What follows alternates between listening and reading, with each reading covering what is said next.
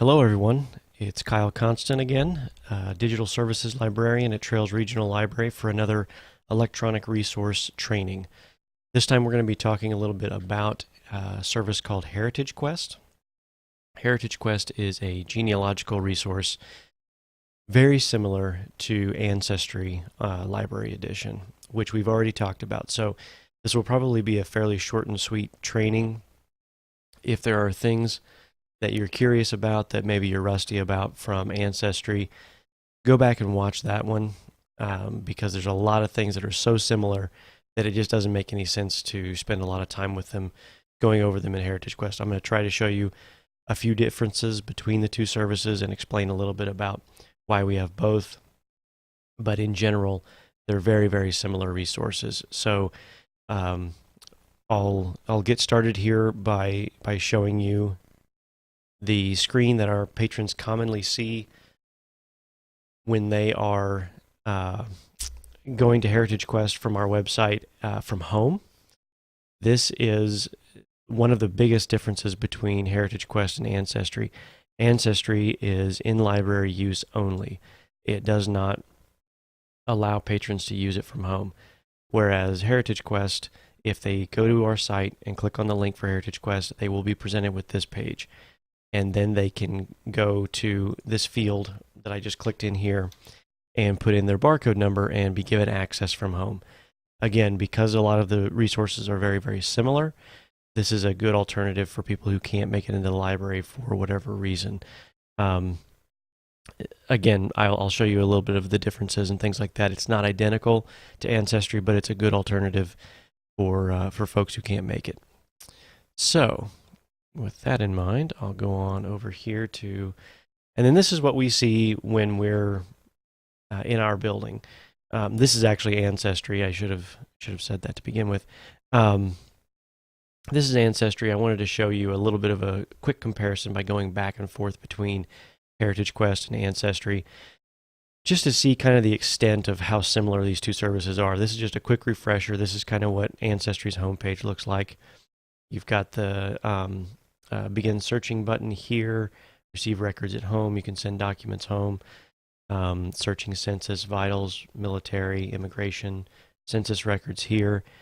And then you switch over to Heritage Quest. It looks a little similar. You're seeing, similar homepage images. You've got the census records box over here. Scroll down a little ways and you've got some similar tiles. Now you might notice some of these resources are a little different. The census records is still here, but instead of the vital statistics records, you've got books. Instead of the military records, we've got Revolutionary War records. And instead of, I think it was immigration, immigration over here, we've got Freedmen's Bank. So again, this just kind of indicates how similar, but yet again, a little different these two services are. I do want to highlight down here at the bottom of Heritage Quest, it says that there's a copyright here from Ancestry, and at the bottom right, it says powered by Ancestry. So just keep that in mind when you're going through this resource. This is basically another way that they've packaged up a lot of the same stuff from Ancestry.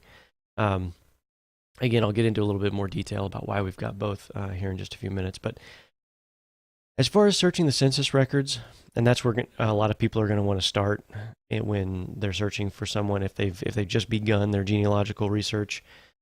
For people who have done a little bit more detail, to be honest, what I have found in the past is that they're going to know a lot more about what resources they're going to want to try next than most of us will, unless genealogy is a passion of yours, and it really does kind of have to be a passion project for you to become well versed in this sort of thing. There are other trainings out there that if you are interested in getting more into this, I can refer you to or link on the staff training website if people are interested. But I am definitely not a genealogist. I just wanted to kind of show you the basics of how to use this service. When you get into Heritage Quest, you have three main options up here. You have search, you have research aids, and you have maps. In Ancestry, when you click on search, you just kind of get a generic search box, and it goes from there. In Heritage Quest, you have to select which type of material you want to search first. And some of them, in fact, are not actually searchable.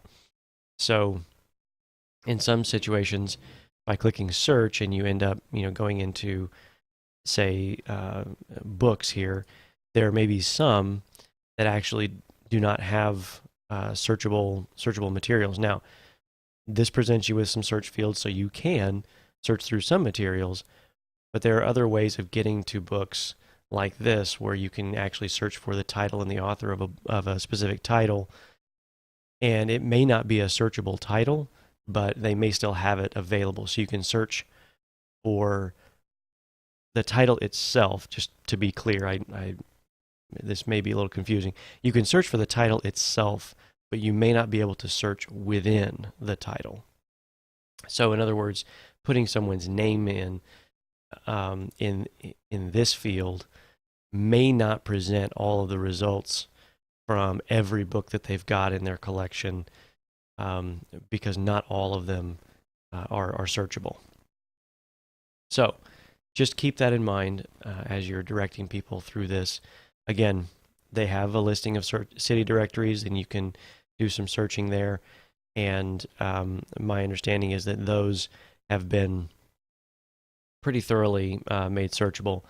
The reason that some of these books are not searchable is some of them are about places or events more so than they are about a specific family line or things like that.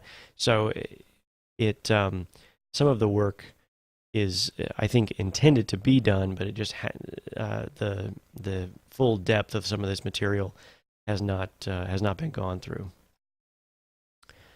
So let's just go back to the home page, and you can see there's other searchable materials listed here. Again, city directories, slave schedules, U.S. Indian Census rolls. Something else that I found rather interesting, I don't remember if I went through this in Ancestry or even if this is available in Ancestry, but you can look at old census maps, and what these are maps to explain or describe the way land was broken up at a given point in time, specifically around the time of a census. So in 1810, Missouri was broken up in this way. So you got the 1810 lines and names in black, and then you've got the modern lines and names in white. So you can see kind of where things were broken up. You can see that there were far fewer counties or whatever, however they were called then, territories, lands. You can see Indian lands actually extended all the way to the border here of Missouri, and the border was actually to the east a little ways from where it ended up being today. St. Genevieve is a much larger area. St. Charles is a much larger area. Cape is a much larger area. New Madrid, etc. And then as time goes on and things get more settled, you have more townships, you have more pockets of people that are wanting a little bit more local control and things like that. They need to divide things up a little bit more into different categories. So in our area it becomes Cooper, and then 10 years later, it seems strange that over the course of 10 years that it would change this much, but that's sort of kind of the par for the course in these time periods where things were just getting settled out west. So you've got in our area, Johnson, Henry, part of St. Clair, and Lafayette counties were all just one big Lafayette County at the time. So it's useful in doing genealogical research if you're looking through books that were published around this time that refer to Lafayette County, and maybe where your family farm is, but you're having trouble finding references to Johnson County in books from that time period. It's because there was no Johnson County in Missouri at the time. And you can see, Ray County was this huge swath up here, and again, Wayne County was enormous. So the changing lines over time could be confusing if you didn't have this kind of an aid. So I thought that was very useful. Um, Going back to actually, I didn't want to go to that. I wanted to go to the home page.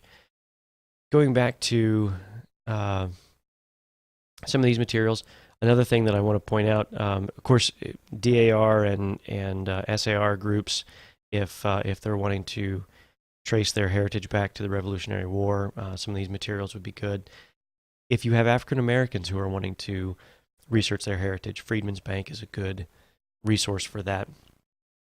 Freedmen's Bank, excuse me, was established in 1865, and you can see these records only go about 6 years, but these were some of the first legal documents that a lot of freed slaves were able to create for themselves to document their existence in the form of opening bank accounts and things like that. So, for people who can trace their ancestry back to slaves of this time, this is another place for them to try and find some of those records.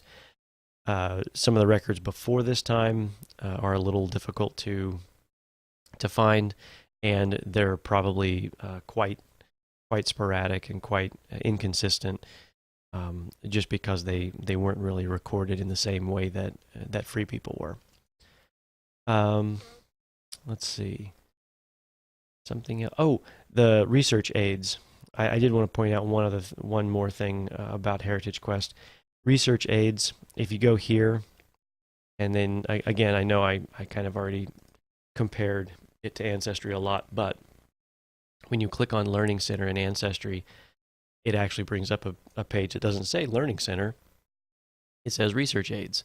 And you've got things that are literally the exact same guides and tutorials for doing genealogical research. So, and just to satisfy my curiosity, sure enough, there's the map, the census maps that I was just showing you. So it is in Ancestry as well. So again, a lot of similarity between these two resources. So I'm not going to spend a ton more time. If you have questions about it, please feel free to let me know, and I'll do my best to answer those questions. As far as why we have both, to be perfectly honest, the Heritage Quest access is subsidized through the state library. We don't pay for Heritage Quest in a direct sense. We get it through it's administered through a Mornet program and funded through the state library. So through our memberships and through our partnerships with the state library and Mornet, we get access to Heritage Quest. The quandary arises when we actually look at our statistics and we see that Ancestry is actually much more heavily used than our Heritage Quest access is. I don't understand the details of why. I've tried to get more details about our statistics, and they don't seem to have any more detail as far as where it's being used, how it's being used, and things like that. All I get is a raw number. So I'd love to give you a little bit more insight about why Ancestry is used more often. My inkling is that it's a better known name than Heritage Quest is, and that the interface is maybe a little simpler, a little bit cleaner maybe.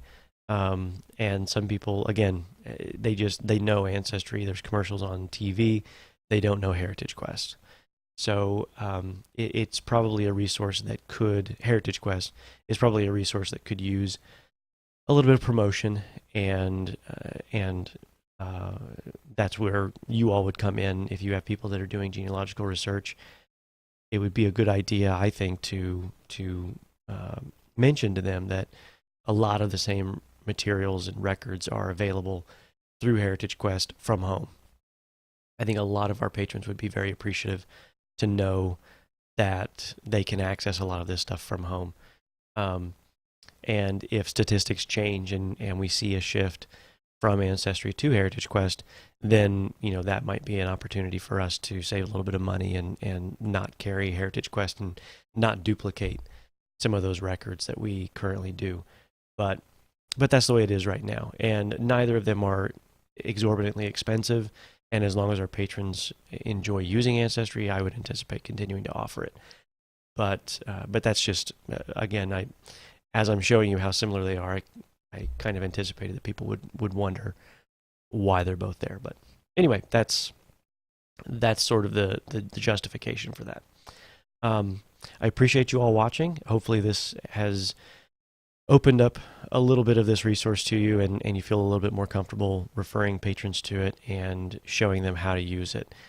I'm going to be putting out several more of these, and then we're going to be finishing up year 1. So thank you very much for watching, and I will see you next time.